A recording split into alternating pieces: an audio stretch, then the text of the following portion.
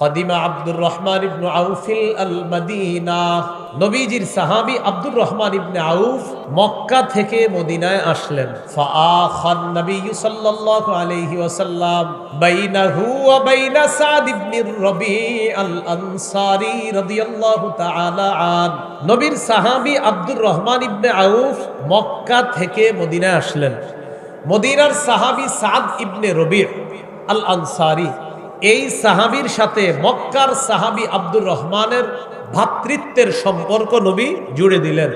কয় কিলোমিটার দূরে? প্রায় 500 কিলোমিটার দূরত্বে দুইজনের বাড়ি, একজন মক্কার আর একজন মদিনার। মক্কার সাহাবী মদিনা আসার পর মদিনার সাহাবী সাদ ইবনে রবিয়ের সাথে মক্কার সাহাবী আব্দুর রহমান ইবনে আউফের ভ্রাতৃত্বের সম্পর্ক নবীজি তৈরি করে দিলেন, যে এখন থেকে তোমরা দুইজন ভাই ভাই। এবার ঘটনা কি ঘটছে দেখেন। ফাআরাদা আলাইহি আইয়ুনাসিফাহু আহলাহু ওয়া মালা। আনসারী সাহাবী সাদ ইবনে রবি আল আনসারী রাদিয়াল্লাহু তাআলা আন আব্দুর রহমান ইবনে আউফের সামনে তার মাল রাখছে আর তার সম্পদ রাখছে।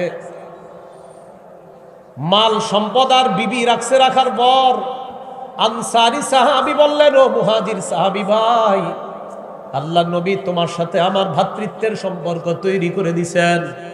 এখন থেকে তুমি আমার ভাই, আমি তোমার ভাই। এই যে আমার সমস্ত সম্পদ আমি 2 ভাগ করলাম, আজকে থেকে 1 ভাগ তোমার, 1 ভাগ আমার। হ্যাঁ, 500 মাইল দূরত্বের এই দুইজনে নবী বলছে তোমরা ভাই ভাই। বাস শুধু বলছে নবী তোমরা ভাই ভাই। সম্পদ পুরাটা অর্ধেক করে বলতেছে, এই অর্ধেক তোমার, এই অর্ধেক আমার। আনসারী সাহাবীর বিবি ছিল 2 জন। 2 বিবিরে ওই আনসারী সাহাবী বললেন, আমার 2 বিবির মধ্যে তোমার যারে পছন্দ তুমি বলো, ওই বিবিরে তিনি তালাক দিবে, তুমি বিয়ে করে ফেলবা, বলো। তো সাহাবী, আনসারী সাহাবী, মুহাজির সাহাবীর সাথে ভ্রাতৃত্বের সম্পর্ক নবী বলছে খালি ভাই ভাই। 500 মাইল দূরত্বের 2 জনকে ভ্রাতৃত্বের সম্পর্ক জুড়ে দেওয়ার পর আনসারী সাহাবী বললেন, আমার সম্পদ আমি 2 ভাগ করলাম, 1 ভাগ তোমার, 1 ভাগ আমার, কারণ নবী বলছে তুমি আমার ভাই। আল্লাহ আমাদের সকলকে এই 3 নাম্বার যে করণীয়টা, ভ্রাতৃত্বের সম্পর্ক জোরদার করার তৌফিক দান করুন। আর একটা হাদিস শোনেন, সহিহ মুসলিমের 472 নম্বর হাদিস। এই হাদিসের মধ্যে আসছে আবু হুরায়রা রাদিয়াল্লাহু তাআলা আনহুর বর্ণনা। তিনি বলেন, আন আবি হুরায়রা রাদিয়াল্লাহু তাআলা আনিন নবী সাল্লাল্লাহু আলাইহি ওয়াসাল্লাম। আবু হুরায়রা রাদিয়াল্লাহু তাআলা আনহুর বর্ণনা। তিনি বলেন, আন্নান নবী সাল্লাল্লাহু আলাইহি ওয়াসাল্লাম আতাল মাকবারা। নবীজি কবরস্থানে আসলেন, গুরুস্থানের সামনে গেলেন। যাওয়ার পর কবরস্থানের সামনে দাঁড়ানোর পর আল্লাহ নবী বললেন, আসসালামু আলাইকুম দারা কওমিম মুমিনিন। হে কবরবাসী মুমিনগণ, তোমাদের প্রতি সালাম। হে কবরবাসী মুমিনগণ, তোমাদের প্রতি সালাম। পরে কি বলে দেখেন, ওয়া ইন্না ইনশাআল্লাহু বিকুম লাহিকুন। অচিরেই আমরাও তোমাদের সাথে সাক্ষাৎ করব, মিলিত হব, আমরাও অচিরেই কবরের বাসিন্দা হব। এটা বলার পর নবীজি বললেন, ওয়াদিত্তু আন্না ক্বাদ রাআইনা ইখওয়ানানা। নবীজি বলেন, আমার মন চায় আমরা যদি আমাদের ভাইদেরকে দেখতাম। কাদেরকে দেখতাম? ভাই। কাদেরকে বলেন? সবাই বলেন, কাদেরকে? নবী গোরস্থানের সামনে দাঁড়ায় বললেন, আমরা যদি আমাদের ভাইদেরকে দেখতাম। সাহাবীরা বললেন, আওয়ালাসনা ইখওয়ানাকা ইয়া রাসূলুল্লাহ। হুজুর আমরা কি আপনার ভাই না? সাহাবীরা বললেন, হুজুর আমরা কি আপনার ভাই না? নবীজি বললেন, আনতুম আসহাবি, তোমরা হলে আমার সাহাবী। সুবহানাল্লাহ। হে ঈমানদারগণ, তোমরা ইসলামে পরিপূর্ণ প্রবেশ করো। তোমরা ইসলামে পরিপূর্ণভাবে, পরিপূর্ণ রূপে প্রবেশ করো। দেখেন, আমরা বর্তমান সারা পৃথিবীর যে মুসলমানরা,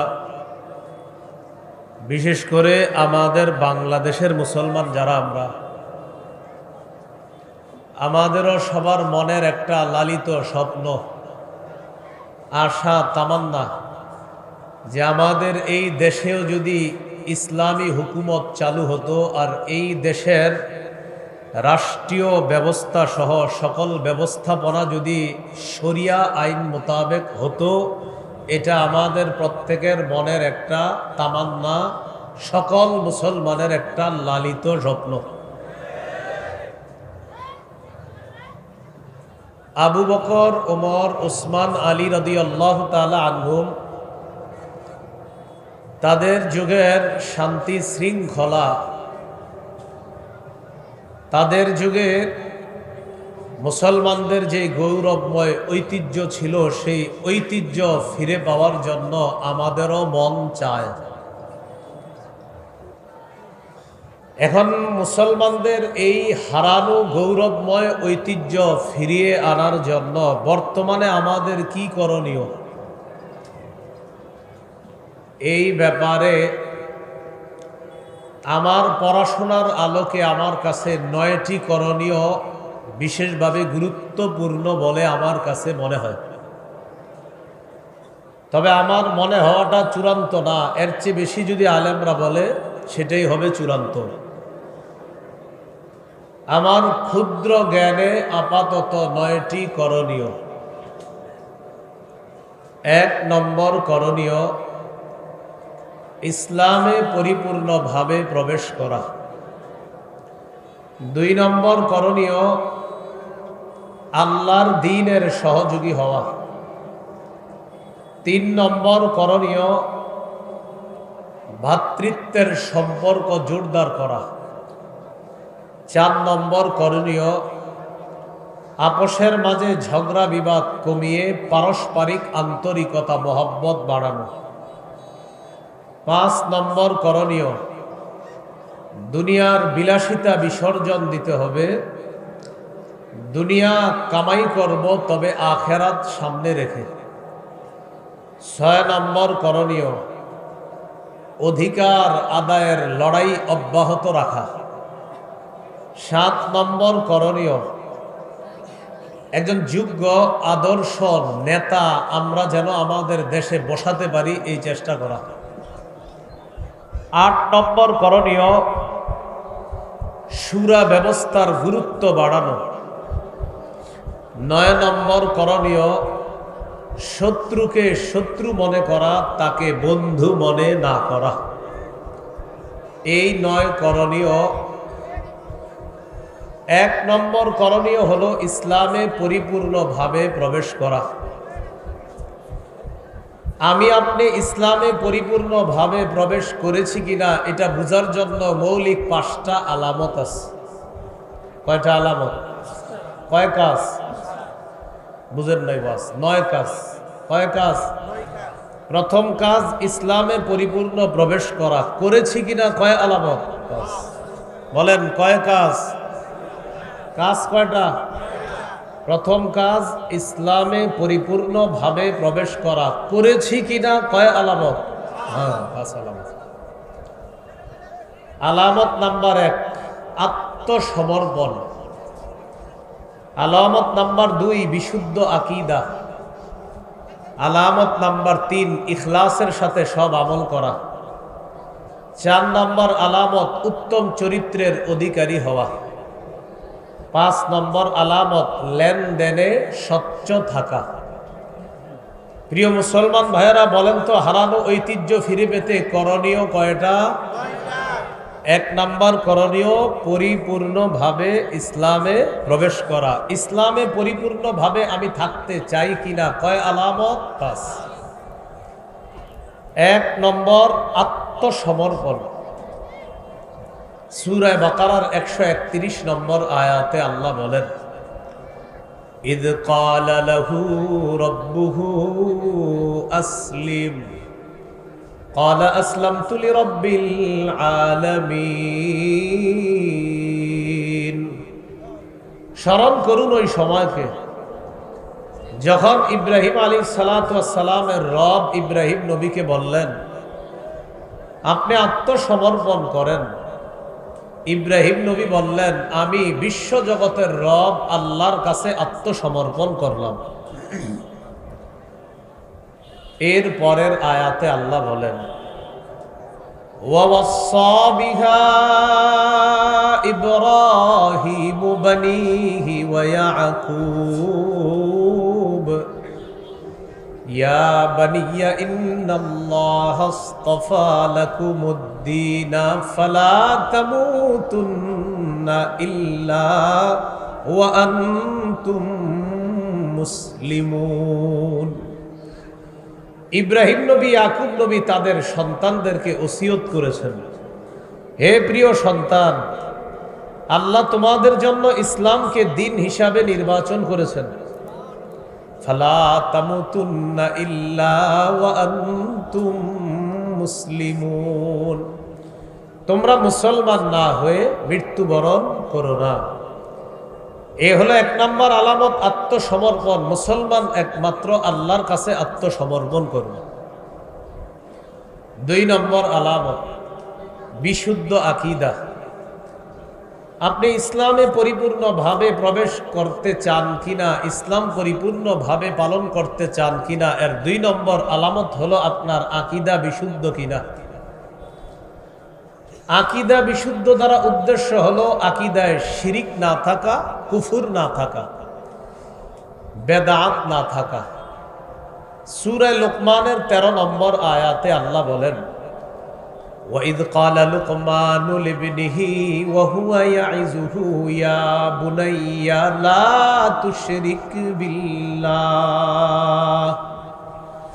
إِنَّ الشِّرْكَ لَظُلْمٌ عَظِيمٌ। লোকমান হাকিম তার সন্তানকে বললেন, হে প্রিয় সন্তান, তুমি আল্লাহর সাথে শিরিক করো না। শিরিক মহা জুলুম, শিরিক মহা পাপ, শিরিক মহা অত্যাচার। সূরা মাঈদার ৭২ নম্বর আয়াতে আল্লাহ বলেন, ইন্নাহু মাইয়ুশরিক বিল্লাহ ফাকাদ হারামাল্লাহু আলাইহিল জান্নাতা ওয়া মাওয়াহুন নার ওয়া মা লিয-যালিমিনা মিন আনসার। যে ব্যক্তি আল্লাহর সাথে শিরিক করে, এই অবস্থায় যদি সে মারা যায়, আল্লাহ তার জন্য জান্নাত হারাম করে দিয়েছেন, তার ঠিকানা হলো জাহান্নাম। তারা হলো জালেম, জালেমদের কোনো সাহায্যকারী থাকবে না, বলি নাউজুবিল্লাহ। আকীদার মধ্যে শিরিক থাকা যাবে না, আর হলো বেদাত থাকা যাবে না। বেদাত কাকে বলে? সহিহ বুখারীর বর্ণনা 2697 নম্বর হাদিস, 2697 নম্বর হাদিস। বন্ধ করে দাও। এই হাদিসের মধ্যে আসছে আয়েশা সিদ্দিকা রাদিয়াল্লাহু তাআলা আনহার বর্ণনা। রাসূলুল্লাহ সাল্লাল্লাহু আলাইহি ওয়াসাল্লাম বলেন, মান আহদাসা ফি আমরিনা হাযা মা লাইসা ফীহি ফাহুয়া রাদ্দুন। নবীজি বলেন, আমাদের এই ইসলামী শরীয়তের মধ্যে ইবাদতের নামে সওয়াবের আশায় কেউ যদি নতুন কিছু আবিষ্কার করে, ফাহুয়া রাদ্দুন, সেটা প্রত্যাখ্যান করা হবে, সেটা পরিত্যাজ্য, সেটা বেদাত। কেউ যদি ইসলামের মধ্যে ইবাদতের নামে নতুন কিছু আবিষ্কার করে, সেটা প্রত্যাখ্যান করা হবে, সেটা পরিত্যাজ্য, সেটা বেদাত।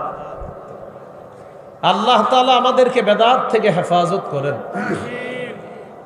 তাহলে আকীদার মধ্যে শিরিক রাখা যাবে না, বেদাত রাখা যাবে না। এ হলো 2 নম্বর আলামত। আলামত নাম্বার 3, ইখলাসের সাথে সব আমল করা। আমি আপনি আমার জীবনের সব আমল যদি আল্লাহকে খুশি করার জন্য করি, তাহলে বোঝা যাবে আপনি ইসলামে পরিপূর্ণ রূপে প্রবেশ করতে চান।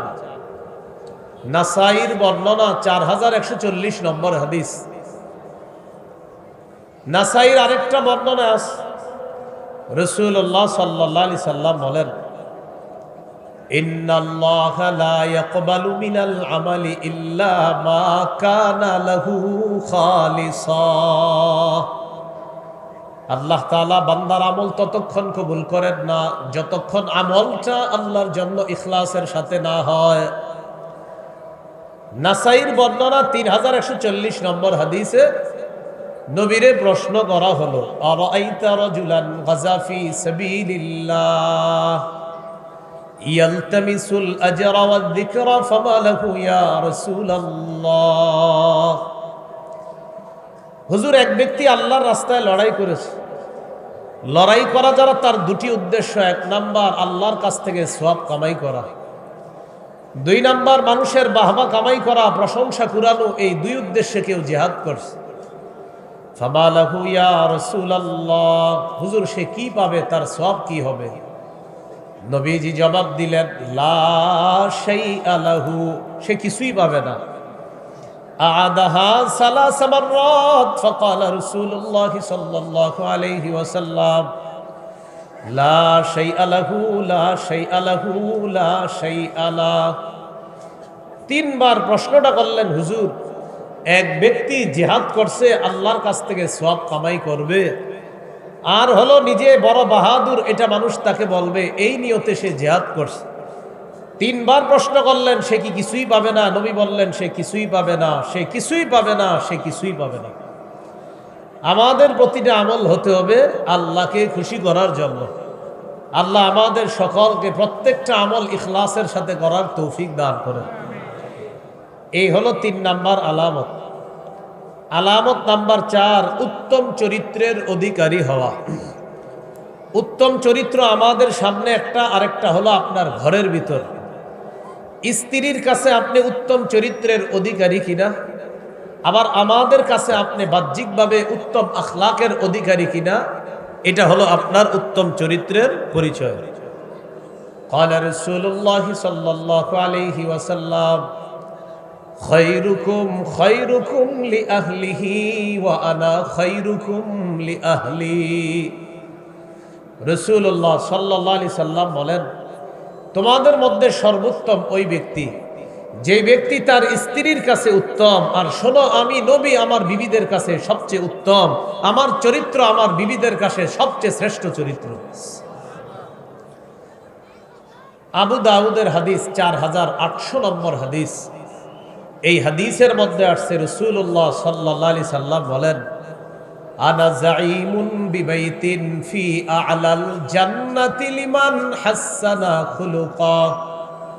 নবী বলেন, যে তার চরিত্রটা সুন্দর করলো, আমি নবী জান্নাতের সর্বোচ্চ স্থানে তার জন্য একটা ঘরের জিম্মাদার হয়ে গেলাম। যে তার চরিত্র সুন্দর করলো, আমি জান্নাতের সর্বোচ্চ স্থানে তার জন্য একটা ঘরের জিম্মাদার হয়ে গেলাম। তাহলে আমি আপনি ইসলাম পরিপূর্ণভাবে পালন করতে চাই কিনা, এর 4 নাম্বার আলামত চরিত্র উত্তম হওয়া। মসজিদে গেলেন, আপনি যাওয়ার পর কাতারে দাঁড়াইলেন, দাঁড়ানোর পর এই কোনই দিয়ে আরো 2 জনকে গুতা দিলেন, এইভাবে কাতারে যেন সুন্দরভাবে দাঁড়াইতে পারেন, আপনি 2 জনকে 2 পাশ থেকে সরাইয়া দিলেন। এইভাবে আপনি এই জায়গায় ভালো চরিত্রের পরিচয়ে ফুটিয়ে তুলতে পারেন নাই। আপনি দৌড়ায় গিয়া মসজিদে প্রবেশ করলেন, আপনার জুতার নিচে কাদা আছে, 14 জন মুসল্লির জুতাগুলা নষ্ট করে দ্রুত আপনি মসজিদে ঢুকছেন। ঢুকার পর আপনি নামাজ পড়লেন, নামাজ পড়ে বের হইলেন। নামাজের কিছু ভুল ত্রুটি ছোটখাটো, এটা হয়তো আল্লাহর হক, আল্লাহ মাফ করে দিবে। কিন্তু যাদের জুতাগুলা নষ্ট করলেন, এরা বান্দার হক নষ্ট করলেন, এটা কিন্তু আল্লাহ তাআলা মাফ করবে না। এই জাতীয় কিছু কুচরিত্র অথবা বদ আখলাক অনেক মানুষের মাঝে দেখা যায়, দৌড়ায়া গিয়া মসজিদে ঢুকে আর অসংখ্য মুসল্লিদের জুতা নষ্ট করে। এটা সুন্দর কাজ হয় নাই। তো বলছিলাম, বাহ্যিকভাবে আমাদের আখলাক সুন্দর হওয়া, বিবির কাছে আখলাক সুন্দর হওয়া, আভ্যন্তরীণ ভাবেও আখলাক সুন্দর হওয়া, এগুলো 4 নাম্বার আলামত। আলামত নাম্বার 5, লেনদেনে স্বচ্ছ থাকা। সূরা মুতাফফিফিনের 1 থেকে 6 নম্বর আয়াতে আল্লাহ বলেন, ওয়াইলুল লিল মুতাফফিফিন। আল্লাহ তাআলা বলেন, দুর্ভোগ তাদের জন্য যারা ওজনে কম দেয়, যারা মাপে কম দেয়।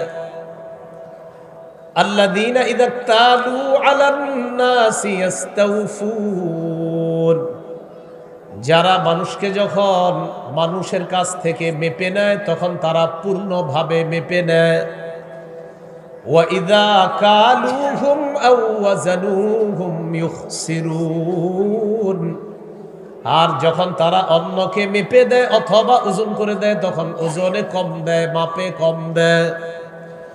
কিছু মানুষ আছে অন্যের কাছ থেকে যখন নেয় পূর্ণভাবে নেয়, আর যখন অন্যকে দেয় তখন কমায়া মাপেও কম দেয়, ওজনেও কম দেয়। আল্লাহ তাআলা বলেন ওয়াইলুল লিল মুতাফফিফিন, দুর্ভোগ তাদের জন্য যারা মানুষের কাছ থেকে যখন নেয় তারা পূর্ণ মেপে নেয়, আর যখন মানুষকে দেয় তখন তারা ওজনেও কম দেয়, মাপেও কম দেয়। আলা ইয়াজুন্নু উলাইকা আন্নাহুম মাবউসুন, তারা কি চিন্তা করে না যে তাদেরকে পুনরুত্থান করা হবে, তাদেরকে উপস্থিত করা হবে লিয়াউমিন আজিম, এক মহাদিনে। ইয়াউমা ইয়াকুমুন নাসু লিরাব্বিল আলামিন, যেদিন সব মানুষ বিশ্ব জগতের রবের সামনে দাঁড়াবে, উপস্থিত হবে। বলছিলাম 5 নাম্বার আলামত লেনদেনে স্বচ্ছ থাকা। অনেক মানুষ লেনদেন করে, আগামী শুক্রবারে টাকা পাও না, কিয়ামতের আগে আর শুক্রবার আসে না, খালি শুক্রবার যায়, উনি টাকা দেয় না। কিছু মানুষ দোকানদারের কাছ থেকে বাকি আনে, আগামী মাসের 1 তারিখে দিয়ে দিব, 1 তারিখ আর আসে না, তার বাকি আনা বন্ধ হয় না। আনতেছে তো আনতেছে, কিন্তু আর বাকিটা পরিশোধ করে না। এরকম লেনদেনে অস্বচ্ছ থাকা যাবে না, স্বচ্ছ থাকতে হবে। সূরা মাইদার 1 নম্বর আয়াতে আল্লাহ বলেন ইয়া আইয়ুহাল্লাযীনা আমানু আউফু বিল উকুদ। আল্লাহ তাআলা বলেন হে ঈমানদারগণ, তোমরা তোমাদের অঙ্গীকার পুরা করো, তোমরা তোমাদের ওয়াদা পুরা করো। আয়াতের ব্যাখ্যায় মুফাসসিরিনে কেরাম লেখেন লেনদেনে স্বচ্ছ থাকা, ব্যবসা বাণিজ্য ইত্যাদিতে যে ওয়াদা করা হয় ওই ওয়াদার মধ্যে তোমরা স্বচ্ছ থাকো, লেনদেন স্বচ্ছ করো। আউফু বিল উকুদ, ওয়াদা পুরা করো। লেনদেন আর অন্যান্য যত ওয়াদা আছে এই ওয়াদা স্বচ্ছতার সাথে তোমরা পুরা করো। বলেন তো কয় কাজ? কয় কাজ? 9 কাজ। প্রথম কাজ ইসলামে পরিপূর্ণভাবে প্রবেশ করা। করেছি কিনা? কয় আলামত? 5 আলামত। 1 নম্বর আলামত আল্লাহর কাছে আত্মসমর্পণ করা। 2 নম্বর আকীদা বিশুদ্ধ রাখা, আকীদায় শিরিক না রাখা, আকীদায় বেদাত না রাখা। 3 নম্বর আমার সব কাজ ইখলাসের সাথে করা। 4 নম্বর উত্তম চরিত্রের অধিকারী হওয়া। 5 নাম্বার লেনদেনে স্বচ্ছ থাকা। আল্লাহ তাআলা আমাদেরকে এই 5 আলামত গ্রহণ করে ইসলামে যেন পরিপূর্ণ রূপে আমরা প্রবেশ করতে পারি, আল্লাহ তৌফিক দান করেন। 9 কাজের দ্বিতীয় কাজ আল্লাহর দ্বীনের সহযোগিতা করা। এই যে মাহফিলে আপনারা যারা সহযোগিতা করেন, এটাও আল্লাহর দ্বীনের সহযোগিতা করা। মসজিদ মাদ্রাসায় যে সহযোগিতা করেন, এটা আল্লাহর দ্বীনের সহযোগিতা করা। ত্রাণ দিলেন ফেনীতে, শেরপুর, নেত্রকোনা, এই যে আপনারা ত্রাণ সামগ্রী বিতরণ করলেন, এটাও আল্লাহর দ্বীনের সহযোগিতা করা। সহযোগিতার শ্রেষ্ঠ খাত জিহাদের ময়দানে যারা আছে তাদেরকে সহযোগিতার হাত বাড়িয়ে দেওয়া। যারা ফিলিস্তিনের জন্য সহযোগিতা পাঠিয়েছেন, এটা আল্লাহর শ্রেষ্ঠ একটা খাতে আপনি সহযোগিতা পাঠিয়েছেন। যারা ফিলিস্তিন মাজলুমদেরকে, মুজাহিদদেরকে সহায়তা পাঠিয়েছেন, এটা শ্রেষ্ঠ একটা খাতে আপনি আল্লাহর দ্বীনের সহযোগিতা করেছেন। সূরা মুহাম্মদ 7 নম্বর আয়াতে আল্লাহ বলেন ইয়া আইয়ুহাল্লাযীনা আমানু ইন তানসুরুল্লাহ ইয়ানসুরকুম ওয়া ইউসাব্বিত আকদামাকুম। আল্লাহ তাআলা বলেন হে ঈমানদারগণ, যদি তোমরা আল্লাহর দ্বীনের সাহায্য করো, আল্লাহ তাআলার ওয়াদা আল্লাহ তোমাদেরকে সাহায্য করবেন। তোমরা যদি আল্লাহর দ্বীনকে সহযোগিতা করো, আল্লাহর ওয়াদা আল্লাহ তোমাদেরকে সাহায্য করবেন। সূরা হজের 40 নম্বর আয়াতে আল্লাহ তাআলা বলেন ওয়ালা ইয়ানসুরান্নাল্লাহু মাইয়ানসুরু, যে ব্যক্তি আল্লাহর দ্বীনের সাহায্য করবে, আল্লাহর ওয়াদা অবশ্যই অবশ্যই আল্লাহ তাকে সাহায্য করবে। তাহলে কয় কাজ? 9 কাজ। কয় কাজ? 9 কাজ। খাতা কলম নিয়ে বসলে সুন্দর হইতো। কয় কাজ? 9 কাজ। 1 নাম্বার ইসলামে পরিপূর্ণভাবে প্রবেশ করা। 2 নাম্বার আল্লাহর দ্বীনের সহযোগিতা করা। 3 নম্বর বলেন আমার সাথে, ভাতৃপ্রেম। বলেন ভাতৃপ্রেম, ভ্রাতৃত্বের সম্পর্ক জোরদার করা। মুসলমান মুসলমান, ভাই ভাই, এই সম্পর্ক জোরদার করা। মুসলমান মুসলমান, ভাই ভাই, কাজে কর্মে নাই নাই। কাজে কর্মে কি হয়? মুসলমান মুসলমান, ভাই ভাই, আসল জায়গায় নাই নাই, এরকম যেন না হয়। ভাতৃপ্রেম বাড়িয়ে দেওয়া, ভ্রাতৃত্বের সম্পর্ক বাড়ানো। আমার সাথে একটু বলেন, বলেন আমাদের মধ্যে মতের অমিল থাকতে পারে, মনের অমিল যেন না থাকে। মতভেদ হতে পারে, বিভেদ যেন না হয়। মতভেদ হতে পারে, মনোভেদ যেন না হয়। মনে করেন আমি এক আলেমকে পছন্দ করি, আপনি আরেকজনকে পছন্দ করেন। একজনে বলছে ইমামের পিছনে সূরা ফাতিহা পড়া লাগবে, আরেকজন বলছে পড়া লাগবে না। তাদের দুইজনের মাঝে একটা বহস হইছে। তো মাশাআল্লাহ, বহস হওয়ার পরেও তাদের মাঝে মহব্বত ভালো আছে, সম্পর্ক ভালো আছে। তো আমরা যারা আছি তাদের ভক্ত, ওই দুইজনের ভক্তদের মাঝে এখন 2 দল। এক দল আরেক দলরে আমরা সালাম দেই না, এক দল আরেক দলের কি দেই না। শুধু তাই না, বাপ আমিন জোরে বলে, ছেলে আমিন আস্তে বলে, কথার কথা। এখন বাবা ছেলের সাথে খানা খায় না একসাথে, কেন? আমিন জোরে আর আস্তে নিয়ে ঝগড়া, দুইজন দুইজনকে দেখতে পারে না। তো এই মুস্তাহাব বিষয়, এটা মতের অমিল, এটা মতের পার্থক্য, এটা মতভেদ বিষয়। কিন্তু এটা আমাদের মনের ভেদ কেন করলো? এটা বিভেদ তৈরি কেন করলো? আমিন আস্তে বলা সুন্নাহ। আমাদের এই উপমহাদেশের মধ্যে রসুলের আমিন আস্তে বলার সুন্নাটা বেশি প্রচলিত। তাই আমিন আস্তে বলাটাই এই অঞ্চলগুলোর মধ্যে বেশি নিরাপদ। এরপরেও যদি কেউ জোরে বলে ফেলে, তাকে কাফের বলা যাবে না, নাউজুবিল্লাহ। তাকে সে আমার ভাই না, এটাও বলা যাবে না, সেও আমার ভাই। তিনি জোরে বলছে, সেও আমার ভাই। যিনি আস্তে বলছে, তিনিও আমার ভাই। কিন্তু আস্তে আর জোরে নিয়ে দুইজন দুইজনকে দেখতে পারতেছে। তাহলে ছোট্ট একটা মুস্তাহাব মতভেদ আমাদের মনের ভেদ করে দিল, আমাদের মাঝে বিভেদ তৈরি করে দিল। এটা যেন না হয়। সূরা হুজুরাতের 10 নম্বর আয়াতে আল্লাহ বলেন, ইন্নামাল মুমিনুনা ইখওয়াহ। আল্লাহ তাআলা বলেন, মুমিনরা পরস্পর ভাই ভাই। ফাসলিহু বাইনা আখাওয়াইকুম, তোমরা তোমাদের ভাইদের মাঝে মীমাংসা করে দাও, সংশোধন করে দাও। আল্লাহ তাআলা বলেন, মুমিন পরস্পর ভাই ভাই, তোমরা ভাই ভাইয়ের মধ্যে মীমাংসা করে দাও। তাহলে আল্লাহ মুমিনদেরকে কি বললেন? সবাই বলেন, কি বললেন? এখন আপনারা বলেন, যিনি আমিন আসতে বলছে তিনি মুমিন কিনা? জোরে বলেন, আরো জোরে বলেন। যিনি জোরে বলছে তিনি মুমিন কিনা? তাহলে মুমিনে মুমিনে কি? তোরা একজন আরেকজনকে দেখতে পারে না কেন? আল্লাহ আমাদেরকে বুঝার তৌফিক দান করেন। মুসনাদে আহমদ হাদিসের কিতাব, এই কিতাবের ৯১৯৯ নম্বর হাদিস। قال رسول الله صلى الله عليه وسلم, নবীজি বলেন, আল মুমিনু ইয়ালাফু ওয়া ইউলাফ ওয়ালা খায়রা লিমান লা ইয়ালাফু ওয়ালা ইউলাফ ওয়া আনফাউহুম লিন্নাস। নবীজি বলেন, আল মুমিনু ইয়ালাফ ওয়া ইউলাফ, মুমিন একজন আরেকজনের সাথে মিত্রতার সম্পর্ক বজায় রাখে। ওয়া ইউলাফ, তার সাথে মিত্রতা বজায় করা যায়।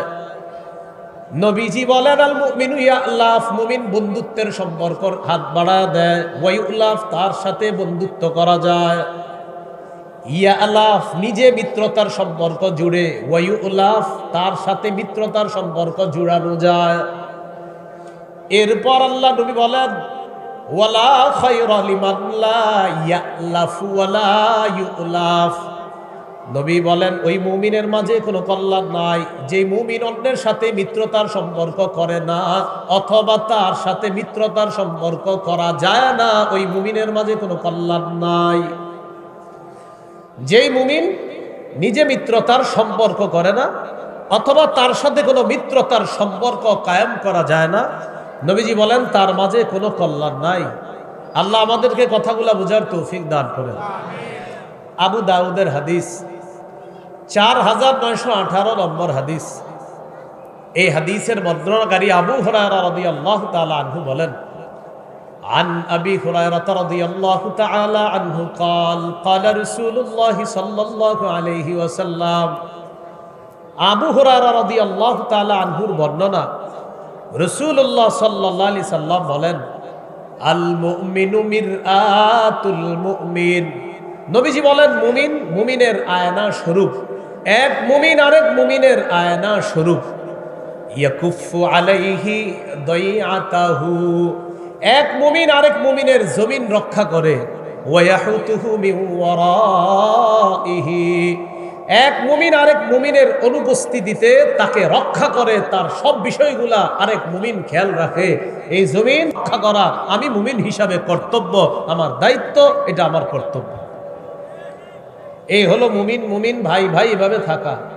এই হাদিসে রাসূল সাল্লাল্লাহু আলাইহি সাল্লাম বলেছেন, ওয়াল মুমিনু আখুল মুমিন, মুমিন হলো মুমিনের ভাই। আল্লাহ তাআলা বললেন মুমিনরা ভাই ভাই, নবীও বললেন মুমিন মুমিনের ভাই। সহিহ বুখারীর বর্ণনা 6026 নম্বর হাদিস। এই হাদিসের মধ্যে আছে, عن أبي موسى الأشعري رضي الله تعالى عنه قال قال رسول الله صلى الله عليه وسلم। নবীজি বলেন, আল মুমিনু লিল মুমিনি কাল বুনয়ান ইয়াশুদ্দু বা'দুহু বা'দা। নবীজি বলেন এক মুমিন আরেক মুমিনের জন্য দেয়ালের মতো। বলেন এক মুমিন আরেক মুমিনের জন্য কিসের মতো? দেয়াল দেয়াল দেয়াল। বলেন এক মুমিন আরেক মুমিনের জন্য কিসের মতো? নবীজি বলেন ইয়াশুদ্দু বা'দুহু বা'দা, তার এক অংশ আরেক অংশকে মজবুত করে। এক মুমিন আরেক মুমিনের জন্য দেয়াল দেয়ালের মতো। নবীজি শাব্বাকা বাইনা আসাবিহি, আঙ্গুলগুলো একটা আরেকটার মাঝে ঢুকিয়ে বললেন এক মুমিন আরেক মুমিনের কাছে এমন দেয়ালের মতো, এক অংশ আরেক অংশকে মজবুত করে। তাহলে বলেন তো এখানে আপনারা যারা আর আমি আপনি আমাদের সম্পর্ক কিসের মতো? দেয়াল। এই দেয়াল একটা আরেকটাকে কি করে? মজবুত করে। দেয়াল খুব মজবুত করে মুমিনের সম্পর্ক এমন হবে। আল্লাহ আমাদেরকে কথাগুলা বুঝার তৌফিক দান করেন। বিদায় হজের ভাষণে রাসূল সাল্লাল্লাহু আলাইহি সাল্লাম বলেন, তোমরা সবাই জেনে রাখো আন্না কুল্লা মুসলিমিন আখুন লিল মুসলিম। নবীজি বলেন আমি বিদায় হজের ভাষণে এক মুসলমানকে আরেক মুসলমানের ভাই বলে আমি নবী ঘোষণা করলাম। সহিহ মুসলিমের বর্ণনা 6435 নম্বর হাদিস। এই হাদিসের মধ্যে আছে, قال رسول الله صلى الله عليه وسلم। নবীজি বলেন লা তাহাসাদু ওয়ালা তানাজাশু ওয়ালা তাবাগাদু ওয়ালা তাবাগারু। নবীজি বলেন লা তাহাসাদু, পরস্পর হিংসা করবা না। ওয়ালা তানাজাশু, পরস্পর ঝগড়া করবা না, পরস্পর বিদ্বেষ পোষণ করবা না, পরস্পর ধোঁকাবাজি করবা না। ওয়ালা তাবাগাজু, একজন আরেকজনের প্রতি অন্তরের মধ্যে বিদ্বেষ রাখবা না। ওয়ালা তাদাবারু, একে অপরের ক্ষতি করার জন্য আড়ালে শত্রুতা করবা না। ওয়ালা ইয়াবি বাদুকুম আলা বাই'i বাদিন, একজনের ক্রয় বিক্রয় চলাকালীন তুমি ক্রয় বিক্রয় করবা না। ওয়া কুনু ইবাদাল্লাহি ইখওয়ানা। নবীজি বলেন হে আল্লাহর বান্দারা, তোমরা সবাই ভাই ভাই হয়ে যাও। তোমরা সবাই কি হয়ে যাও? বলেন নবী আমাদের কি হইতে বলছে? ভাই ভাই হয়ে যেতে বলছে। এরপরে নবীজি বলেন আল মুসলিমু আখুল মুসলিম, মুসলমান মুসলমানের ভাই। লা ইয়াখযুলুহু ওয়ালা ইয়াহতিরু, মুসলমান মুসলমানকে লাঞ্ছিত করে না। ওয়ালা ইয়াহতিরুহু, মুসলমান মুসলমানকে তুচ্ছ করে না। নবীজি বলেন বিহাসবি ইমরিইম মিনাশ শাররি আন ইয়াহতিরা আখাহুল মুসলিম, কোন মানুষ খারাপ হওয়ার জন্য এটাই যথেষ্ট, সে তার কোন মুসলমান ভাইকে তুচ্ছ তাচ্ছিল্য করা। আমি খারাপ হওয়ার জন্য এতটুকু যথেষ্ট, আমার কোন মুসলমান ভাইকে আমি তুচ্ছ তাচ্ছিল্য করা, এটাই যথেষ্ট আমার খারাপ হওয়ার জন্য। আল্লাহ আমাদেরকে ভাই ভাই হয়ে থাকার তৌফিক দান করেন। জাযাকাল্লাহ। তো বলছিলাম, রাসূলুল্লাহ সাল্লাল্লাহু আলাইহি সাল্লাম বললেন, মুসলমান মুসলমান, ভাই ভাই। এইগুলো সহিহ মুসলিমের বর্ণনা। এবার একটা হাদিস শুনেন, সহিহ বুখারীর বর্ণনা, 3937 3937 নম্বর হাদিস। এই হাদিসের মধ্যে আছে, কদিমা আব্দুর রহমান ইবনে আউফিল আল মদিনা। নবীজির সাহাবী আব্দুর রহমান ইবনে আউফ মক্কা থেকে মদিনায় আসলেন। ফাআখান নবী সাল্লাল্লাহু আলাইহি ওয়াসাল্লাম বাইনাহু ওয়া বাইনা সাদ ইবনে রবি আল আনসারী রাদিয়াল্লাহু তাআলা আন। নবীর সাহাবী আব্দুর রহমান ইবনে আউফ মক্কা থেকে মদিনায় আসলেন। মদিনার সাহাবী সাদ ইবনে রবি আল আনসারী, এই সাহাবীর সাথে মক্কার সাহাবী আব্দুর রহমানের ভ্রাতৃত্বের সম্পর্ক নবী জুড়ে দিলেন। কয় কিলোমিটার দূরে? প্রায় 500 কিলোমিটার দূরত্বে দুইজনের বাড়ি, একজন মক্কার আর একজন মদিনার।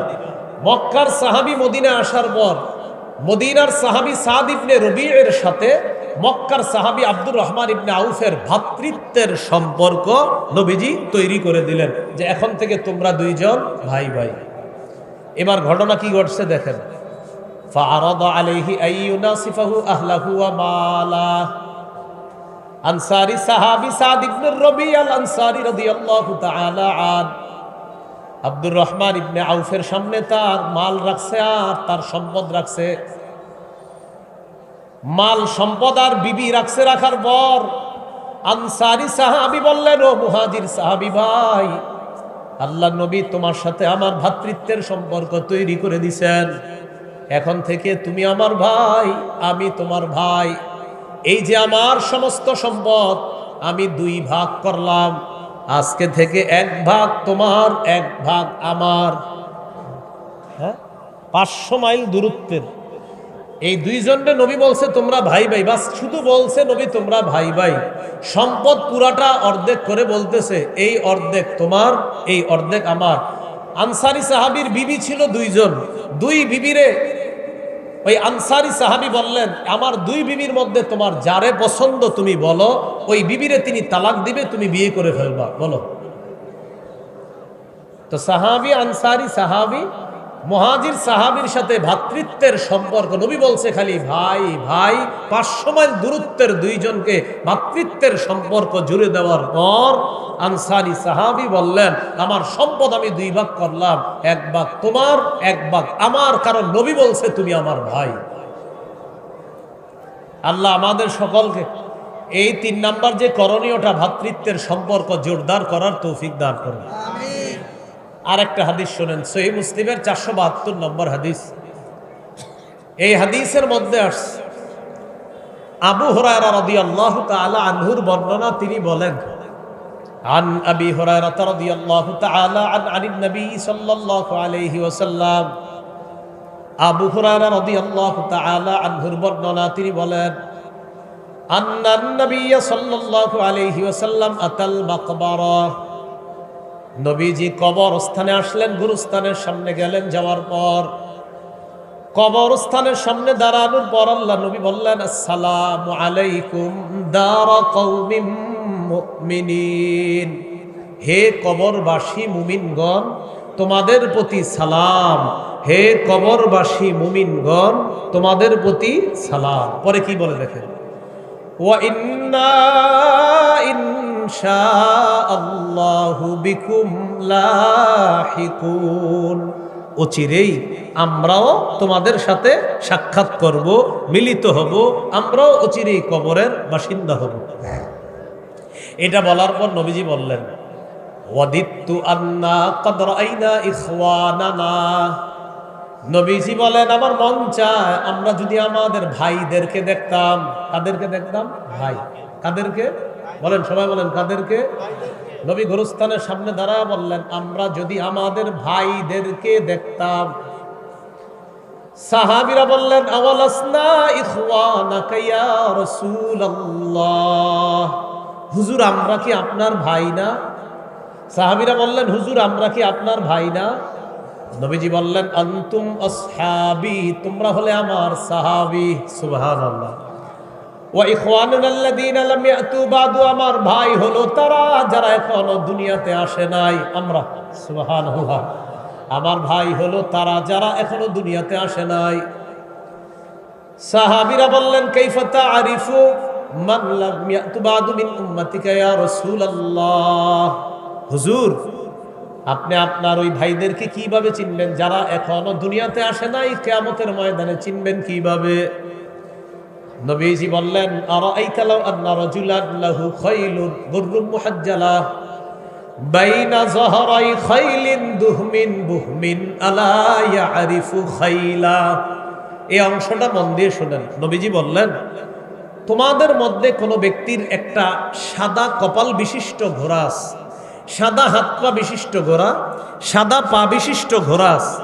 এই ঘোড়াটা অসংখ্য কালো ঘোড়ার মাঝে যদি থাকে, মালিক কি তার সাদা কপাল বিশিষ্ট ঘোড়াটা পাবে না? কি বলেন আপনারা?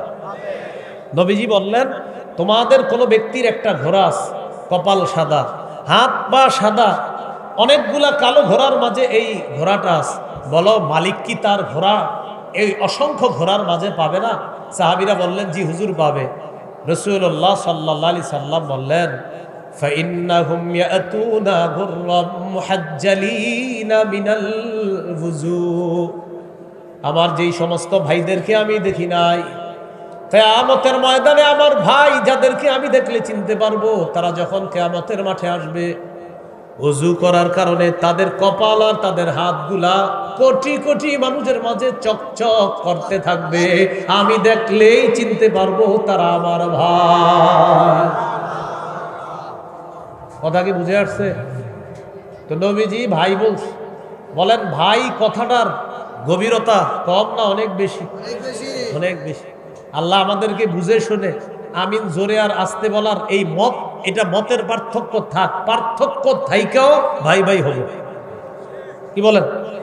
মত পার্থক্য হবে, আলেমদের মাঝে হবে। ইমাম আবু হানিফা তার শক্তিশালী দলিল আছে, ইমাম শাফির শক্তিশালী দলিল আছে, মতের পার্থক্য হবে, কিন্তু আমি আমার ভাইয়ের সাথে পার্থক্য করতে পারি না। আমার ভাই আমিন জোরের পক্ষে, কিন্তু ঠিক আছে আমি তারে বুঝাবো ভাই এই সমাজের মধ্যে আমিন আস্তে সুন্নাহটা বেশি আমল হয়, আপনি আস্তে বললে ভালো হয়, তারইভাবে বুঝাবো, কিন্তু সে আমার ভাই, এটা মাথায় রাখতে হবে। সে আমার কি ভাই? ভাই আমি সত্যি বলছি, আমার পড়াশোনায় মনে হচ্ছে আমাদের 3 নাম্বার এই কমতি হয়ে যাচ্ছে। এটা ভ্রাতৃত্বের সম্পর্ক আমাদের মাঝে একদম কমে যাচ্ছে। আল্লাহ আমাদেরকে বুঝার তৌফিক দান করেন। আর একটা হাদিস শোনাই, ইবনে মাজাহ 4195 নম্বর হাদিস। এই হাদিসের বর্ণনাকারী বারা ইবনে আযিব রাদিয়াল্লাহু তাআলা তিনি বলেন কুন্না মা রাসূলিল্লাহি সাল্লাল্লাহু আলাইহি ওয়াসাল্লাম ফি জিনাজা, নবীজির সাথে এক জানাজায় আমরা গেলাম। ফাজালাসা আলা শাফিরিল কবরি ফাবাকা হাত্তা বাল্লাস সারা, নবীর সাথে জানাজায় গেলাম, নবী কবরের কিনারায় বসছে, কান্না করতে করতে কবরের সামনের মাটিগুলা ভিজায় ফেলছে, কান্না করতে। এবার দেখেন নবী সাহাবীদেরকে কি বলে, ইয়া ইখওয়ানি লিমিসলি হাদা ফাআইদ্দু, হে ভাই সব, বলেন সবাই সবাই সবাই বলেন হে ভাই সব। নবীজি কি বললেন? নবীজি সাহাবীদেরকে বললেন হে ভাই সব, তোমরা এই অবস্থার জন্য প্রস্তুতি নাও।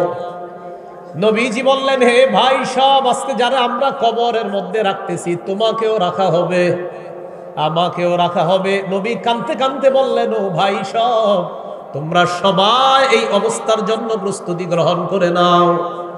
কবরের সামনে আবেগ ঘন মুহূর্তে সাহাবীদেরকে কি বলে সম্বোধন করছে? বলেন কি বলে সম্বোধন করছে? ভাই।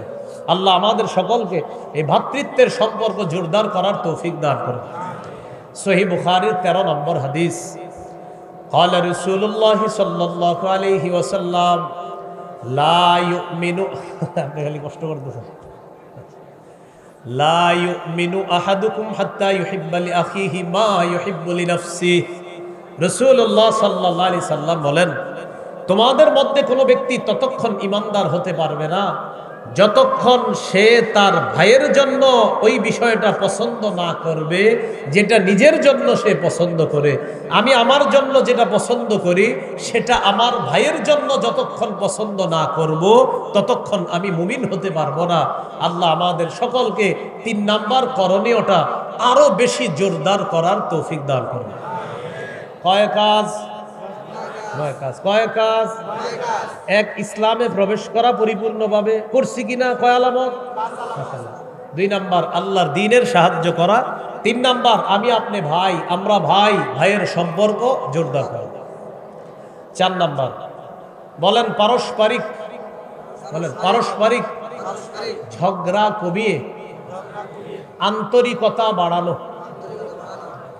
সূরা আনফালের 46 নম্বর আয়াতে আল্লাহ তাআলা বলেন ওয়া আতিউল্লাহা ওয়া রাসূলাহ ওয়া লা তানাযাউ ফাতাফশালু ওয়া তাযহাবা রিহুকুম। আল্লাহ তাআলা বলেন আল্লাহর আনুগত্য করো, রাসূলের আনুগত্য করো, আল্লাহর ইতাআত করো, রাসূলের ইতাআত করো। কি করো? ইতাআত। বলেন কি? আরো জোরে, আরে কর না, আরো জোরে। আল্লাহর ইতাআত করো, নবীর ইতাআত করো, আনুগত্য করো। ওয়ালা তানাযাউ, তোমরা পরস্পর ঝগড়া করো না। ফাতাফশালু, তাহলে তোমরা দুর্বল হয়ে পড়বা। ওয়া তাযহাবা রিহুকুম, তোমাদের শক্তি খর্ব হয়ে যাবে। আল্লাহ তাআলা বললেন তোমরা আল্লাহর আনুগত্য করো, নবীর আনুগত্য করো, পরস্পর ঝগড়া করো না। যদি ঝগড়া করো তোমরা দুর্বল হয়ে যাবে, তোমাদের শক্তি খর্ব হয়ে যাবে। দেখেন 1 2 3 4, আমরা 4 জনে মিলে একটা দল ছিলাম আগে। এই 4 জনে যখন এক দলে ছিলাম 4 জনের শক্তি একসাথে ছিল, কম ছিল না বেশি? আজকে সকালে ঝগড়া করে 4 জনে 4 দলে হয়ে গেছে। এখন বলেন শক্তি কি বাড়লো না কমলো? কমলো। ঝগড়া করা যাবে না। এখন এই কথার উপর আমাদের সমাজের এক শ্রেণীর ভাই আগামীকাল সকালে আপনাদেরকে ধরবে, বা মুজাফফরুল মাদ্রাসায় গিয়া মোতামিম সাহেব বলে হুজুর আরিফ বিন হাবিব বলল ঝগড়া না করতে, আপনারাই তো আমাদেরকে দূরে সরাইয়া দেন, আপনারা তো আমগরে নিতে চান না। হইতে পারে কিভাবে? কই আপনারা তো আমাদেরকে বলেন আমরা আলেমদের সাথে নাই। এরকম কথার কথা বলতে পারে কেউ, তা আপনারা তো এরকম বলতে পারেন। এই কথাটা মনে রাখবেন। বলেন ইতাআত, আনুগত্য 3 ধরনের। আল্লাহর আনুগত্য, রাসূলের আনুগত্য, দায়িত্বশীলের আনুগত্য। 1, আল্লাহর আনুগত্য নিঃশর্তভাবে করতে হবে। 2, রাসূলের আনুগত্য আল্লাহর হুকুম অনুযায়ী নিঃশর্তভাবে করতে হবে। 3, দায়িত্বশীলের আনুগত্য নিঃশর্তভাবে করা যাবে না। কি বললাম? বলেন আল্লাহর ইতাআত, বলেন নিঃশর্তভাবে করতে হবে। রাসূলের ইতাআত আল্লাহর হুকুমে নিঃশর্তভাবে করতে হবে। দায়িত্বশীলের ইতাআত নিঃশর্তভাবে করা যাবে না। মৌলিক 3টা নীতিমালা মনে রাখবেন। বলেন দায়িত্বশীলের আনুগত্য ততক্ষণ করব, বলেন যতক্ষণ তিনি কোন নাফরমানির হুকুম না করবে। আমি এবার বলি, আপনারা মনে রাখেন দায়িত্বশীলের আনুগত্য করার জন্য মৌলিক 3টা নীতিমালা। 1 নাম্বার, তিনি নাফরমানির হুকুম না করা পর্যন্ত তার আনুগত্য করা যাবে। 2 নাম্বার, তিনি দেখতে যেমনই হোক তিনি আল্লাহওয়ালা হতে হবে, আমানতদার হতে হবে, কোরআন সুন্নাহ সঠিকভাবে মানুষের কাছে বলতে হবে। আল্লাহর হাতে হেদায়েত নাই, মুসা নবী এই করছে সেই করছে এগুলা বলা যাবে না। এই হলো আপনার কি ঠিক? আসলেই তো ঠিক। বললাম 2 নাম্বার, সে যেমনই হোক, এটা 2 নাম্বার নীতিমালা। 3 নাম্বার নীতিমালা, অন্ধ অনুকরণ করা যাবে না। দায়িত্বশীলের অন্ধ অনুকরণ করা যাবে না। বলেন তো 1 নাম্বার নীতিমালা, গুনাহের হুকুম না করা পর্যন্ত তার অনুসরণ করা যাবে। খুব মন দিয়ে শুনেন, এই জায়গাটা আজকের আলোচনার সবচেয়ে গুরুত্বপূর্ণ। এই ব্যাপারে আমি দুটা দৃষ্টান্ত দিই। প্রথম দৃষ্টান্তটা মোটামুটি মনে রেখেন, দ্বিতীয় দৃষ্টান্তটা গল্পের মতো সবাই মনে রাখতে হবে। তৈরি আছেন সবাই? তাহলে কথাবার্তা বললেন না, আপোষের কথাবার্তা বন্ধ করে মন দিয়ে শুনেন। গুনাহের হুকুম না করা পর্যন্ত দায়িত্বশীলের আনুগত্য করা যাবে, এই ব্যাপারে দুটি দৃষ্টান্ত। দৃষ্টান্ত নাম্বার 1, সহিহ বুখারীর বর্ণনা ৭১৪৪ নম্বর হাদিস। এই হাদিসের মধ্যে আসছে قال رسول الله صلى الله عليه وسلم السمع والطاعة على المرء المسلم فيما أحب وكره ما لم يؤمر بمعصية। রাসূলুল্লাহ সাল্লাল্লাহু আলাইহি সাল্লাম বলেন, মুসলমানের উপর ওয়াজিব আমিরের আনুগত্য করা, ততক্ষণ পর্যন্ত আনুগত্য করা ওয়াজিব যতক্ষণ তিনি কোনো নাফরমানির হুকুম না করবে। যতক্ষণ নাফরমানির হুকুম না করা হবে ততক্ষণ তার আনুগত্য করা ওয়াজিব। ফাইদা উমিরা বিমাসিয়া, যদি নাফরমানির হুকুম করা হয়, ফালা সামআ, তার কথা শোনা যাবে না, ওয়ালা তাআতা, তার ইতাআত করা যাবে না। যদি নাফরমানির হুকুম করা হয় তার কথা শোনা যাবে না, তার ইতাআত করা যাবে না। এগুলো প্রথম দৃষ্টান্ত। দৃষ্টান্ত নাম্বার 2, এটা মনে রাখতে হবে। তৈরি আছেন সবাই? সবার কথা বন্ধ করতে হবে। আশেপাশে প্রচুর কথা বলতেছেন আজকে আপনারা। গত বছর এত সাউন্ড ছিল না, এবছর প্রচুর সাউন্ড হচ্ছে, শব্দ দূষণ হচ্ছে পুরো বয়ানটায়। 2 নাম্বার দৃষ্টান্ত সহিহ বুখারীর ৪৩৪০ নম্বর হাদিস। ৪৩৪০ নম্বর হাদিস কোন কিতাব? বুখারী। বলেন কোন কিতাব? ৪৩৪০ নম্বর হাদিস। বুখারীর কত নম্বর হাদিস? এই হাদিসটা আমি বলি, বলার পর গল্পের মতো আপনারা মুখস্থ রাখবেন। আন আলী ইবনে আবি তালিব রাদিয়াল্লাহু তাআলা আন বাআসান নবী সাল্লাল্লাহু আলাইহি ওয়াসাল্লাম সারিয়াতান ওয়াস্তা'মালা আলাইহিম রাজুলাম মিনাল আনসার। নবীজি একটা সেনাবাহিনীকে যুদ্ধে পাঠাইলেন। সেনাবাহিনীর একজন সেনাপতি নিযুক্ত করে দিলেন, আমির নিযুক্ত করলেন। ওয়া আমারাহুম আইয়ুতিউহু, আল্লাহ নবী আদেশ করলেন ওই সেনাবাহিনী যেন সেনাপতির আনুগত্য করে। আবার বলছি, নবীজি একটা সেনাবাহিনী প্রেরণ করলেন, একজন আমির নিযুক্ত করে দিলেন, আর হুকুম করলেন আল্লাহ নবী ও সেনাবাহিনীর দল, তোমরা আমিরের আনুগত্য করবা। বুঝে আসছে দুটুকু? তো জিহাদের ময়দানে গেছে, যাওয়ার পর ফাগাদিবা, আমির সাহেব কোনো কারণে রাগ হয়ে গেছে। আমির সাহেবের রাগ উঠছে। রাগ ওঠার পর সেনাবাহিনীকে বলতেছে, আলাইসা কদ আমারাকুম রাসূলুল্লাহ সাল্লাল্লাহু আলাইহি ওয়াসাল্লাম আন তুতিউনি, আচ্ছা নবী কি তোমাদেরকে হুকুম করে নাই আমার আনুগত্য করার জন্য? নবী কি তোমাদেরকে হুকুম করে নাই আমার আনুগত্য করার জন্য? সাহাবারা যারা আছে তারা সবাই বললেন, হ্যাঁ আল্লাহ নবী বলছে আমরা যেন আপনার হুকুম মানি। এবার আমির সাহেব বললেন, আল্লাহ নবী বলছে আমার সব কথা মানার জন্য এখন আমি যা বলবো তা মানবা। ইজমাউলি হাতবা, তোমরা লাকড়ি সংগ্রহ করো। কি সংগ্রহ করো? লাকড়ি। ফাজামাউ, তারা লাকড়ি সংগ্রহ করছে। করার পর আমির সাহেব বললেন, আউকিদুহা নার, লাকড়িতে আগুন লাগায় দাও। ফাআউকাদুহা নার, লাকড়ির মধ্যে আগুন লাগায় দিস। আগুন জ্বালানোর পর আমির সাহেব বললেন, উদখুলুহা, তোমরা সবাই আগুনের মধ্যে ঝাঁপ দাও। কি বললেন? কি বললেন? হ্যাঁ সবাই বলেন, কি বললেন? আমি আবার বলছি, এটা কোনো কল্প কাহিনী নয়। সহিহ বুখারীর ৪৩৪০ নম্বর হাদিস। রাসূলুল্লাহ সাল্লাল্লাহু আলাইহি সাল্লাম একটা সেনাবাহিনীকে পাঠাইছে যুদ্ধে, একজনকে আমির বানায়া দিছে আর বলছে আমিরের কথা শুনবা। আমির সাহেব রাগ করছে, রাগ করার পর বললেন, নবী কি তোমাদেরকে বলে নাই আমার কথা মানার জন্য? সবাই বললেন হ্যাঁ বলছে, তাহলে আমি যা বলবো শোনো, লাকড়ি সংগ্রহ করো। তারা লাকড়ি সংগ্রহ করলেন। এবার আমির সাহেব বললেন লাকড়িতে আগুন লাগাও। তারা আগুন লাগাইলেন। আমির সাহেব বললেন উদখুলু হা, এবার আগুনে সবাই ঝাঁপ দাও। কোথায় ঝাঁপ দাও? এদিকে আসো। ফাহাম্মু, সবাই রেডি হয়েছে আগুনে ঝাঁপ দিতে। আমার দিকে তাকান, সবাই কি হয়েছে? আগুনে ঝাঁপ দিতে রেডি। সাহাবীরা যারা দলে আছে সেনাবাহিনী সবাই রেডি, আগুনে ঝাঁপ দিবে।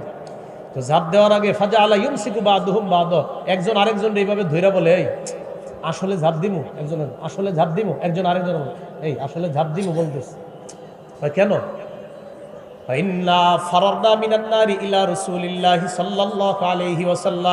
আমরা তো জাহান্নামের আগুন থেকে বাঁচার জন্য নবীর কাছে আসছি।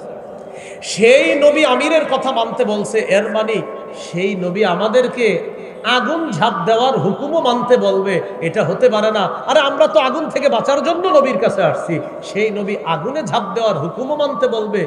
এটা মনে হয়, আমাদের মনে হচ্ছে এটা এরকম নবী বলবে না। এটা সাহাবীরা একজন আরেকজনে বলতেছে, ঝাঁপ দিবে দিবে দেয় না, দিবে দিবে দেয় না, এই ঝাঁপ দিমু না, দিমু না। নবী কি এরকম বলতে পারে? এরকম বলতে তো বলতে বলতে সবার কানে কানে চলে গেছে এই কথা।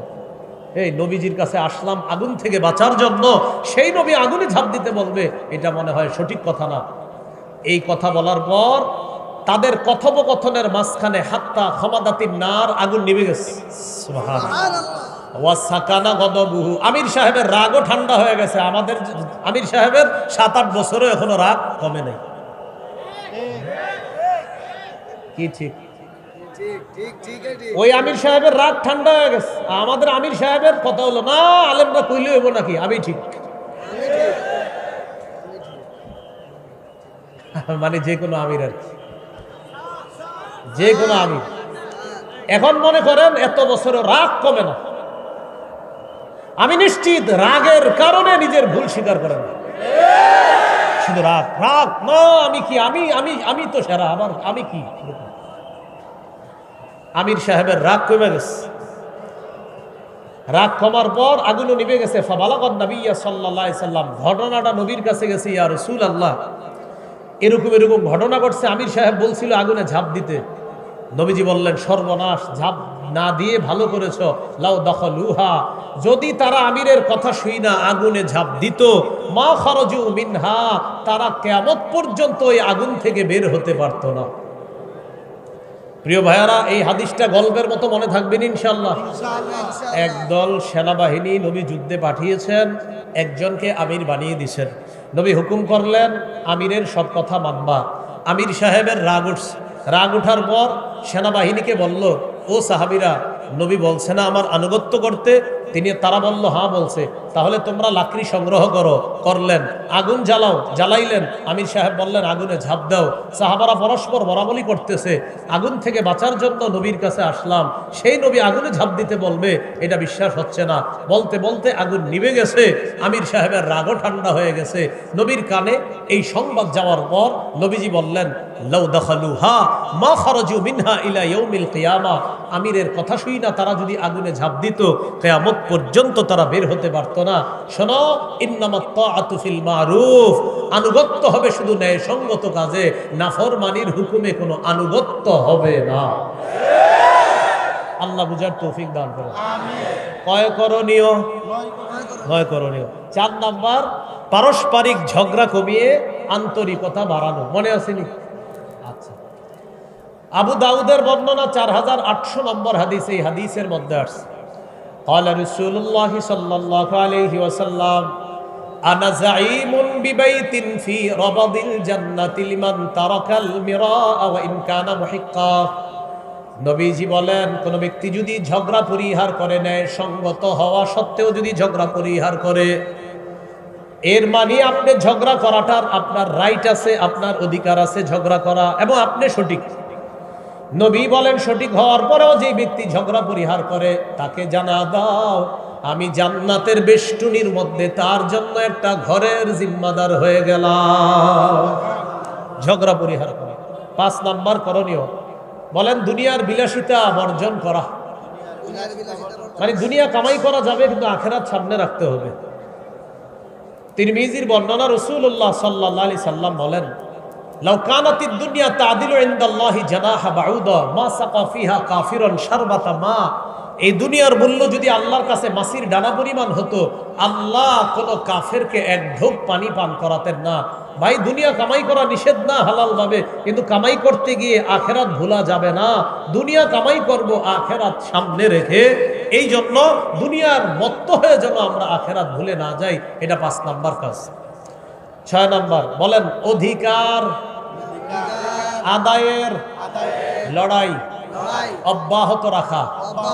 মুসলমানদের অধিকার আদায়ের লড়াইয়ের নাম, জোরে লড়াইয়ের নাম পবিত্র জিহাদ।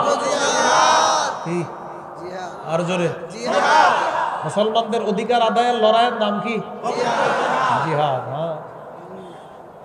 এই পৃথিবী যদি শান্তি চান, সবার চূড়ান্ত শান্তি চান, খেলাফত ব্যবস্থার বিকল্প কোনো পদ্ধতিতে শান্তি আসবে, চূড়ান্ত শান্তি আসবে না। চূড়ান্ত শান্তি খেলাফত ব্যবস্থায় আসবে, এটা মনে রাখতে হবে। এই জন্য জিহাদ, এটা হলো মুসলমানদের অধিকার আদায়ের লড়াইয়ের নাম হলো জিহাদ। এই জিহাদের বিষয়টা মানুষকে সঠিকভাবে বুঝাইতে হবে। রাসূলুল্লাহ সাল্লাল্লাহু আলাইহি সাল্লাম বলেন, আলাইকুম বিল জিহাদি ফি সাবিলিল্লাহ ফাইন্নাহু বাবুম মিন আবওয়াবিল জান্নাহ। তোমরা জিহাদ আবশ্যক করে নাও, জিহাদ হলো জান্নাতের একটা দ্বার। নবীজি বললেন, আল জিহাদু মাযিন ইলা ইয়াউমিল কিয়ামা। জিহাদ কিয়ামত পর্যন্ত চালু থাকবে, জারি থাকবে। জিহাদের জন্য সবাই রাজি আছেন ইনশাআল্লাহ? ইনশাআল্লাহ। সত্যিকার অর্থে আল্লাহ ইনশাআল্লাহ বলার তৌফিক দান করেন, আমিন। এ হলো 6 নম্বর। 7 নম্বর গুরুত্বপূর্ণ কথা বলেন, একজন যোগ্য আদর্শবান শাসক রাষ্ট্র ক্ষমতায় বসাতে হবে। বলেন, এজন্য প্রতিদিন অতিরিক্ত 2 রাকাত নফল নামাজ পড়ব। করার পর প্রথম দোয়া করব, আল্লাহ কিয়ামতের আগে বাংলাদেশে আর কোন নারী প্রধান চাই না।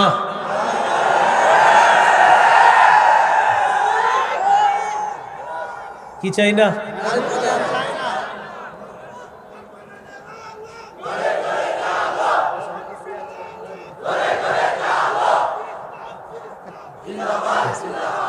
একটু বুঝেন কেন, সবাই বলেন কেন, বাংলাটা বলেন। কি চাই না? নারী প্রধান চাই না। তাহলে প্রশ্ন হলো কেন? রাসূলুল্লাহ সাল্লাল্লাহু আলাইহি সাল্লাম বলেন, লা ইউফলিহা কওমুন ওয়াল্লাহু আমরাহুম ইমরাআতান। সেই জাতি কিছুতেই সফল হবে না যেই জাতি তাদের নেতৃত্বে কোনো নারীকে বসায়। এজন্য 2 রাকাত নফল নামাজ পড়ে প্রথমেই দোয়া করবেন, আল্লাহ আগামীতে কোনো নারী প্রধান দেশে চাই না। 2 নাম্বার দোয়া করতে হবে, আল্লাহ মরার আগে বাংলাদেশে শরিয়া আইন দেখে যেতে চাই। কি আইন দেখে যেতে চাই? এই জন্য আপনাদের একটা কাজ আছে, করবেন না ইনশাল্লাহ? দেয়ালে লিখতে হবে, বলেন শরিয়া আইন চায় না তারা, কোনো না কোনো অপরাধে অপরাধী যারা। আবার বলেন, শরিয়া আইন চায় না তারা, কোনো না কোনো অপরাধে অপরাধী যারা। চোর শরিয়া আইন চাইবে না, জিনা যে করে শরিয়া আইন চাইবে না। কারণ শরিয়া আইন প্রতিষ্ঠিত হলে বিগত বছরের চুরির বিচার করতে করতেই বিচার ব্যবস্থা চলে যাবে। এই জন্য শরিয়া আইন চায় না কারা? কোনো না কোনো অপরাধে অপরাধী যারা। এই কথাটা মনে রাখবেন। এটা হলো 2 নাম্বার দোয়া করবেন। 1 নাম্বার দোয়া নারী প্রধান আর চাই না। 2 নাম্বার দোয়া শরিয়া আইন চাই। 3 নাম্বার দোয়া বলেন, আল্লাহ এমন একজন শাসক দেন, যেই শাসক মৌলিক 4টি কাজ করবে। নামাজ কায়েম করবে, যাকাত প্রতিষ্ঠিত করবে, সৎ কাজের আদেশ করবে, অসৎ কাজের নিষেধ করবে। এই 4 গুণওয়ালা একজন রাষ্ট্রনায়ক আমরা চাই। এই 3 নাম্বার দোয়াটা করতে পারবেন নি? সূরা হজের 41 নম্বর আয়াতে আল্লাহ বলেন, আল্লাযীনা ইম্মাক্কান্নাহুম ফিল আরদি আকামুস সালাহ ওয়া আতাউয যাকাতা ওয়া আমারু বিল মা'রুফি ওয়া নাহাউ আনিল মুনকার। আল্লাহ তাআলা বলেন, যাদেরকে আমি রাষ্ট্র ক্ষমতায় বসাই তাদের মৌলিক কাজ হলো 4টা। 1 নাম্বার নামাজ কায়েম করা, 2 নাম্বার যাকাত প্রতিষ্ঠিত করা। কি প্রতিষ্ঠিত করা?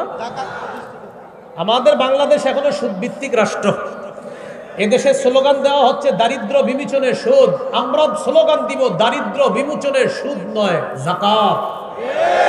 বলেন আমার সাথে, সুদে ফকির আরো ফকির হয়, যাকাতে ফকির ধনী হয়। বলেন তো, সুদে ফকির, যাকাতে ফকির। এই জন্য 2 নাম্বার যাকাত ভিত্তিক রাষ্ট্র ব্যবস্থা এটা হতে হবে। সুদ ভিত্তিক রাষ্ট্র ব্যবস্থার পরিবর্তে যাকাত ভিত্তিক রাষ্ট্র ব্যবস্থা যখন হবে, 1 বছর পরে সুদ বলবে, প্রিয় যাকাত তুমি ভালো থেকো, আমি বিদায় নিই। এই জন্য শরিয়া ভিত্তিক রাষ্ট্র যদি চলে, ইনশাল্লাহ দুনিয়ার কারো কাছে আমরা আর মাথা নত করা লাগবে না। যার বড় প্রমাণ আফগানিস্তান। কারা বলেন, কারা?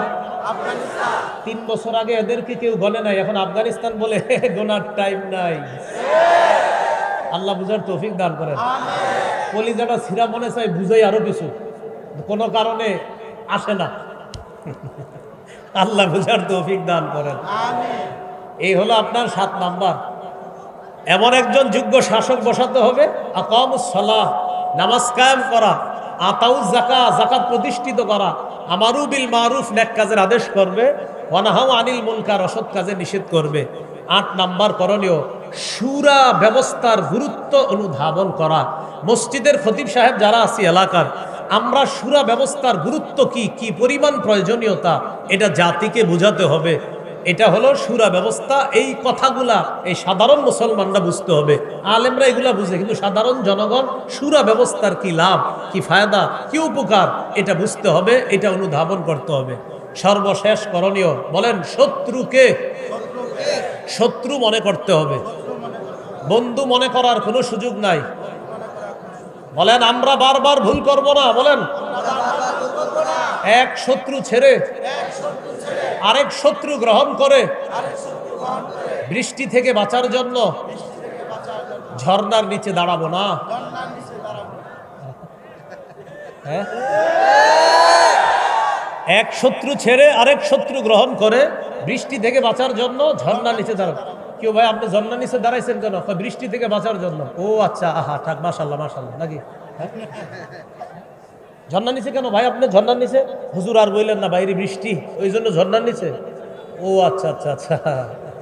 এক শত্রু ছেড়ে আরেক শত্রু গ্রহণ করা মানে বৃষ্টি থেকে বাঁচার জন্য ঝর্ণার নিচে দাঁড়ানোর মতো বোকামি করা আর বোকামি করা যাবে না।